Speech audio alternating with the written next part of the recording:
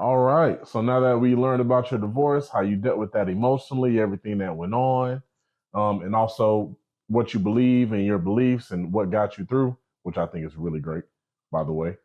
Now it's on to conspiracies. All right. All right.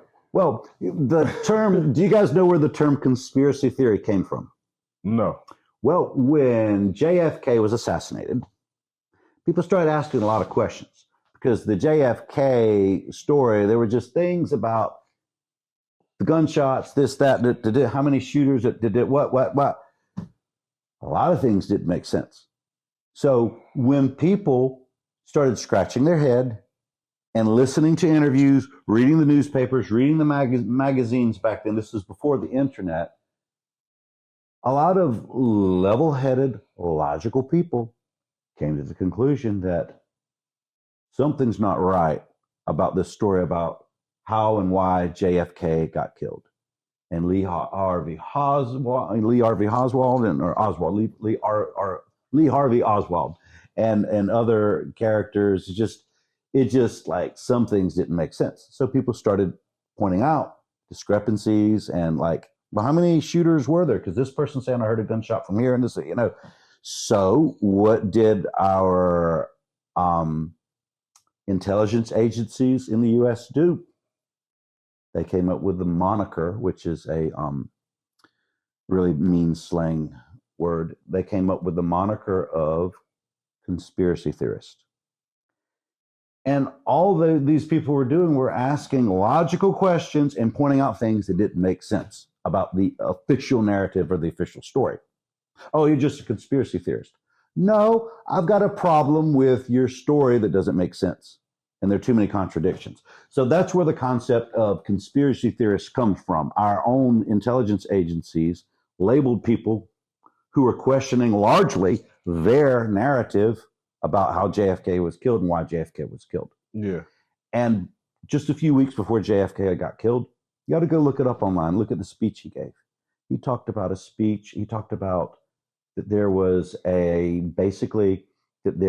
conspiracy. He said that there are groups of people that are stealthily behind the scenes causing problems. They don't have armies by day that you can see out in the open, but there are people that are working together to cause problems for our country and bring people down. And basically what he was describing what people commonly would refer to as, like the Illuminati or the New World Order or something like that. And that's basically what he was pointing out, that there are people out there, powerful people, who want to destroy our government, and they have ulterior motives.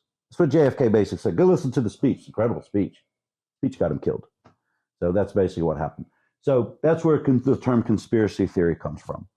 And really, it's every war that's ever been fought was a conspiracy.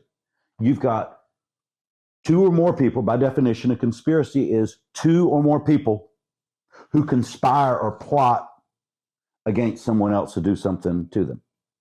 That just describes every war that's ever been fought. So every war is a conspiracy. That also describes how people screw people over, in marriages and stuff like that. You might have, the husband decides that he's going to cheat and marry his mistress, so they come up with a way to divorce the wife and get on with their lives and stuff. That's a conspiracy. They're conspiring against someone. And, people have been conspiring against each other from the beginning of time to screw each other over, even kill other people. So that's what a conspiracy is, when two or more people conspire or plot against somebody else. All right. So I got this question for you. Mm-hmm. What did you hear or see or learn that made you believe that the earth is flat? Like, what did it for you? Like, you know what? I heard this. This what makes me definitely believe that. Well, I'd always questioned. I don't really trust politicians. I don't really trust the government. And don't get me wrong. I'm not saying every politician's a crook. I'm not saying everybody in the government is a crook. But I saw some information showing that, and saw some videos showing that NASA was faking stuff and was showing like, look at this. How can you tell the difference between CGI and reality? And I started looking at some videos that you could see some things like, oh, wait a minute. When the astronaut's leaning over, there's something tugging up over here. Oh my goodness, there's a harness on him. When the guys are on the International Space Station. So you start seeing some little things like that in these videos, because back in 2016 is when I got on board with that. I started seeing some videos like, oh my goodness. And then you start seeing flight patterns, and you start seeing the way, and if you want to see what the flat Earth map is, just look at the United Nations logo. That's it. The actual logo of the United Nations it's an azimuthal equidistant map. It's what we call a flat Earth map. And when you look at flight patterns, you see, oh my goodness, an airplane takes off from here in, let's say, South America. It doesn't go straight over to Africa. It always goes up to Europe, then goes to Africa. And you're like, why?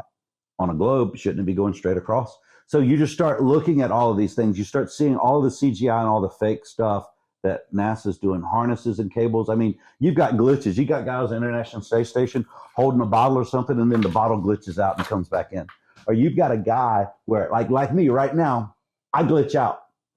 My upper body is there, my lower body disappears, and you can see the couch behind me. And Cam, from working with Photoshop and stuff like that, that's layers.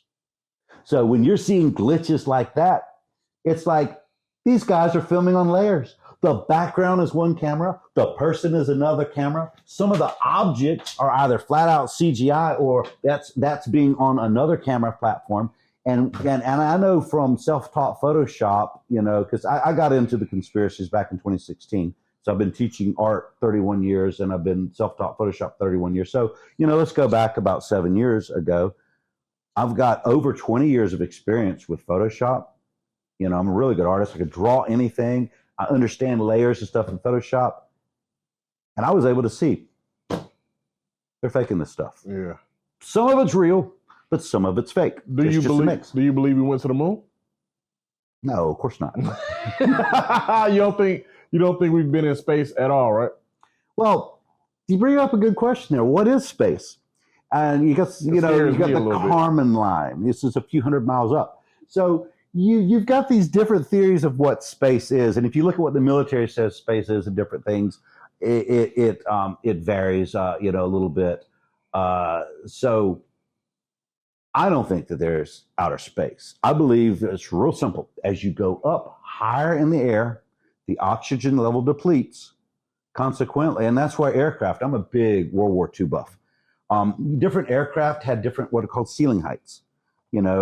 Japanese Zero couldn't fly as high as like the American Thunderbolt or the American Mustang. It's just the engine wasn't as efficient. Why? Because you get up to a certain level, the oxygen level gets depleted, and your engine can't go very well. You go look at footage of aircraft and jets. They get up to a certain height, and oftentimes the oxygen runs out, and you just can't fly anymore and stuff like that. So you quickly realize, wait a minute. And then they tell you outer space is a vacuum. There's absolutely nothing, no air there. Well, if there's no air there, how do the rockets even work? And they say, oh, they've got oxygen in the fuel. Okay, but if there's no air there, how does it turn? Because like if you fan yourself, I'm fanning myself right now, I can feel the air molecules hit me. If you fan yourself according to self-study, I used to be a space geek. I used to get National Geographic and read everything about outer space. So I don't want you guys to think that I'm some technophobe. I was into cutting edge of everything. Grew up Star Wars, watching all the movies, loved it all. But here's a problem. If outer space is a vacuum, you fan yourself in your outer space, you can't hit yourself with anything because there's nothing there. So how does a rocket change course? It can't. The way an airplane changes course is you've got flaps and rudders. Why? You do your flap like that, the air hits it, your airplane goes up. You do your flaps down, it hits it, your airplane goes down. There's no way, if you're in a vacuum, if you're in outer space where there's no oxygen, how does your fire on your rocket work? It can't. And how do you course correct? You can't. There's nothing to push off of. So the way that a jet works is a jet sucks air in, blows out the back, and then you twist your flaps and you go wherever you want. And that's only because air is there. It's real. I can feel it. I'm hitting myself with air molecules now. So there's no way to course correct. So all of these stories about the rocket going here, impossible, because according to their vacuum, it won't work. But there is no vacuum. There is no outer space. It's completely fabricated. And if you look at all the launches from NASA, all of the rockets go up and over. They never go straight up and go in outer space. They just don't. Go back and look at the video footage. And then you see crazy things like you'll see the space shuttle from back in the 80s, live footage of the space shuttle, and you look at the little satellite thing coming out of the back of the space shuttle. Oh, wait a minute, there's a wire on it. And then there's a guy's big head, because the space shuttle is no different than a Star Wars model. And for a brief second, the guy's head pops up. See, a lot of this stuff was created. They had no idea that we would have VCRs and we'd have the ability to play back video. A lot of this stuff was one and done back in the day. Are they going to see it on TV, think it's real? Well, people have gotten a hold of the footage and the videos and gone back, and you can see wires, you can see stuff. So you quickly realize they're making stuff up. And really, it's a genius idea, because the Air Force is real, the Army's real, Space Force is real, but they don't do what they tell you that they're doing. I have a friend that's in Space Force. And what's not real is outer space. But the money you get for a space program, oh yeah, we got to buy this rocket, we got to do this, that's how expensive it is. But to fake it with videos and cameras, it only costs you this much. So guess what? You've got, and this is why you've got multiple space agencies around the world. You've got a big chunk, a gap between how much it really would cost to really do it and how much it costs to fake it. So guess what you've got? You've got the ultimate black ops budget you can spend on whatever you want. So, and it's a hidden tax, because you're lying to the American people, you're lying to the Russian people, you're lying to the Chinese people about how much it's going to cost to really do all this stuff. And then really you just make some videos. You do. Astronauts are real. You pay them money, you have them do things. And sometimes they do blast off and they do certain things and all. But they don't do everything that they say that they're doing.